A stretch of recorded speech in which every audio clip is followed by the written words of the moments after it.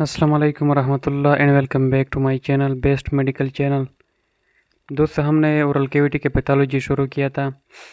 पिछली वीडियो में हमने सलाइवरी ग्लैंड के इन्फ्लेमेशन के बारे में डिफरेंट पैथोलॉजीज पढ़े थे और आज हम सलाइवरी ग्लैंड के न्यूप्लाज्म्स के बारे में पढ़ेंगे।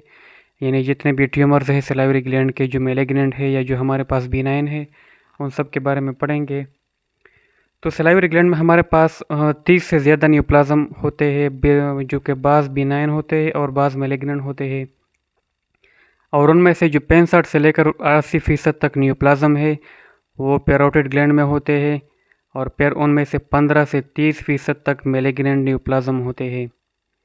जबकि सबमैंडिबुलर ग्लैंड में 10% न्यूप्लाज्म होते हैं और उन 10 में से 40% मेलिग्नेंट होते हैं। जो रिमेनिंग न्यूप्लाज्म है हमारे ओरल सलाइवरी ग्लैंड में, वो माइनर सलाइवरी ग्लैंड्स में होते हैं। सबसे पहले हम मेजर सलाइवरी ग्लैंड के न्यूप्लाज्म्स की तरफ आते हैं। तो उनमें जो इम्पॉर्टेंट है वो है प्लियोमार्फिक एडिनोमा। प्लियोमार्फिक जिस तरह नाम से जाहिर है, इसके डिफरेंट शेप्स होते हैं, यानी ये मिक्स्ड होता है। ये ट्यूमर एडिनोमा है यानी बिनाइन ट्यूमर है। तो ये एक मिक्स्ड ट्यूमर है, जिसमें इसको मिक्स्ड ट्यूमर क्यों कहते हैं? क्योंकि इसमें एपिथेलियल और मेसेनकाइमल दोनों किस्म के टिश्यू होते हैं। एक होता है मिक्स्ड ट्यूमर और एक होता है टेराटोमा। इसमें क्या फ़र्क है? मिक्स्ड ट्यूमर वो ट्यूमर होता है जिनमें डिफरेंट टाइप ऑफ सेल होते हैं, लेकिन वो एक ही जर्म सेल लेयर से डिराइव होते हैं। जबकि टेराटोमा एक वो ट्यूमर है जिसमें डिफरेंट सेल टाइप्स भी होते हैं और उसके साथ साथ जो सेल है वो डिफरेंट जर्म लेयर से डिराइव होते हैं। तो ये डिफरेंस है मिक्स्ड ट्यूमर और टेराटोमा में। तो यहाँ पर एपिथेलियल और मेसेनकाइमा दोनों किस्म के टिश्यू, दोनों किस्म के एलिमेंट्स होते हैं, इस वजह से इसको मिक्स्ड ट्यूमर कहते हैं। एपिथेलियल एलिमेंट में कौन कौन से टिश्यू टाइप हो सकते हैं? ये माइक्साइड हो सकता है।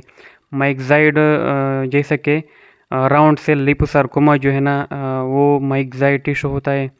इसके अलावा कंड्राइड टिश्यू हो सकता है जो कार्टिलेज लाइक टिश्यू है। हाईलाइन टिश्यू हो सकता है। ऑशियस, हत्ता कि ऑशियस यानी बोन लाइक टिश्यू भी हो सकता है प्लियोमार्फिक एडिनोमा में। तो ये मिक्स्ड ट्यूमर है, इसमें माइक्साइड टिश्यू हो सकता है जो कि राउंड सेल लाइपोसार्कोमा है। कॉन्ड्राइड टिश्यू हो सकता है, हाईलाइन टिश्यू हो सकता है, ऑशियस टिश्यू हो सकता है। इसके अगर हम मॉर्टेलिटी रेट्स को देखें तो 30 से लेकर 50% तक लोग 5 साल के अंदर अंदर इससे मर जाते हैं। यानी ये एक इंतहाई डेडली डिजीज़ है, क्योंकि 30 to 50% लोग 5 साल के वक्त में इससे मर जाते हैं। अगर हम इसके मार्फोलॉजी को देखें तो ये एक पेनलेस ट्यूमर है, क्योंकि ये बिनाइन है, पेनलेस होता है और स्लोली ग्रोइंग ट्यूमर है। इसका एक इनकैप्सुलेटेड ट्यूमर है और बाज़ औक़ात इसका कैप्सूल नहीं होता, तो ये ग्रोथ कर जाते हैं बाहर भी अपने जगह से। ये एक डिस्क्रीट मोबाइल मास होता है, यानी जितने भी बिनाइन ट्यूमर के प्रॉपर्टी है वो यहाँ पर होते हैं। इसका कैप्सूल होता है और ये डिस्क्रीट मास होता है और ये मोबाइल होता है। और यहाँ पर चूँकि एक मोस्टली पैरोटिड ग्लैंड में होता है, तो ये एंगल ऑफ द जा पर हमें मास नज़र आता है इन केस ऑफ प्लियोमार्फिक एडिनोमा। इसमें एपिथेलियल और मायो एपिथेलियल सेल्स होते हैं जो कि कॉन्ड्राइड मैट्रिक्स, वहाँ पर कंड्राइड मैट्रिक्स में मौजूद होते हैं। एपिथेलियल और मायो एपिथेलियल ये कंड्राइड मैट्रिक्स में होते हैं। ये चूँकि मिक्स ट्यूमर है तो इसमें दोनों मेसेनकाइमल और कंड्राइड या एपिथेलियल दोनों किस्म के कंपोनेंट होते हैं। इसमें एक मसला यह है कि अगर आप इसको पूरी तरह एक्सरसाइज न करें तो ऐसे रिकरेंस के चांसेस बहुत ज़्यादा होते हैं। यानी अगर आप इसको मुकम्मल तौर पर एक्सरसाइज न करें तो ये बार बार रिकर होता है, यानी 25% तक इसके रिकरेंस के चांसेस ज़्यादा होते हैं। ये बार बार रिकर होता है। इस वजह से कहते हैं कि इसको प्रॉपरली जब कोई एक्सरसाइज करता है तो सर्जन को चाहिए कि इसको प्रॉपरली एग्जामिन करे, ताकि अगर ये अपने कैप्सूल से बाहर निकला हुआ है तो उसको बाहर के टिश्यू को जो ये जहाँ पर गया है उनको भी एक्सरसाइज किया जाए, क्योंकि फिर ऐसे रिकरेंस के चांसेस होते हैं अगर वो बाकी रह जाए। इसमें मैलिग्नेंट ट्रांसफॉर्मेशन के चांसेस भी हो सकते हैं। 10% लोगों में अगर ट्यूमर हमारे पास 15 साल से ज़्यादा वक्त तक उनमें बाकी रहे तो उनमें मैलिग्नेंट ट्रांसफॉर्मेशन के चांसेस हो सकते हैं। और मैलिग्नेंट ट्रांसफॉर्मेशन जब ये ट्रांसफॉर्म हो जाता है बिनाइन से मैलिग्नेंट को, तो इसमें हमारे पास चूँकि पैरोटिड ग्लैंड में ये मोस्टली होता है और पैराटाइड ग्लैंड में फेशियल नर्व जाता है, तो ये फेशियल नर्व के डैमेज काज करता है, तो वहाँ पर फेशियल नर्व के डैमेज के साइंस हमें नज़र आते हैं। ये जब मैलिग्नेंट फॉर्म में कन्वर्ट हो जाता है तो इसका जो मैलिग्नेंट फॉर्म है उसको कहते हैं कार्सिनोमा एक्स प्लियोमार्फिक एडिनोमा या मैलिग्नेंट मिक्स्ड ट्यूमर। यानी कार्सिनोमा एक्स प्लियोमार्फिक एडिनोमा या मैलिग्नेंट मिक्स्ड ट्यूमर, ये मैलिग्नेंट काउंटर पार्ट है प्लियोमार्फिक एडिनोमा का। जब प्लियोमार्फिक एडिनोमा अपने बिनाइन फॉर्म से मैलिग्नेंट फॉर्म में कन्वर्ट हो जाता है तो उसको मैलिग्नेंट मिक्स्ड ट्यूमर कहते हैं। तो ये प्लियोमार्फिक एडिनोमा था। अच्छा, ये दूसरा जो ट्यूमर है है mucoepidermoid carcinoma. Mucoepidermoid carcinoma basically malignant tumour है, most common primary malignant tumour of salivary gland. यानी सलाइवरी ग्लैंड में जो मैलिग्नेंट ट्यूमर होते हैं उसमें जो सबसे ज़्यादा होता है 15% म्यूको एपिडर्माइड कार्सिनोमा है। जिस तरह ये नाम शो करता है, ये muco means mucus secreting cells और एपिडर्माइड मींस स्क्वैमस सेल्स और इंटरमीडिएट सेल्स इसका मजमूआ होता है। इसमें स्क्वैमस सेल भी होते हैं, म्यूकस सिक्रेटिंग सेल भी होते हैं और इंटरमीडिएट सेल भी होते हैं। तो ये इन सब से मिलकर बना हुआ होता है। अगर हम इसके हिस्टोलॉजी को देखें, हिस्टोलॉजिकल फीचर्स को देखें इस कार्सिनोमा में, तो इसमें हमें कार्ड्स मिलेंगे। या तो सेल जो है ना कार्ड्स की शक्ल में होते हैं, या फिर शीट्स की शक्ल में होते हैं, या फिर सिस्टिक अरेंजमेंट्स बनाते हैं। ये जो ऊपर squamous cell, mucus secreting cell और इंटरमीडिएट सेल जो है ना, या तो कॉर्ड्स की शक्ल में अरेंज होते हैं, या फिर शीट्स बनाते हैं, और या फिर सिस्टिक स्पेसिस बनाते हैं। और इसके साथ साथ म्यूकस फील्ड वैक्यूल भी होता है। जो म्यूकस सिक्रेटिंग सेल है उससे उनकी वजह से म्यूकस फील्ड वैक्यूल भी होता है। दूसरी बात यह है कि ये चूँकि एक मैलिग्नेंट ट्यूमर है तो यहाँ पर कोई वेल डिफाइंड कैप्सूल नहीं होता, और ये इन्फिल्ट्रेटिव है, मीन्स अदर टिश्यू को भी पेनिट्रेट करता है, वहाँ पर भी स्प्रेड हो जाता है।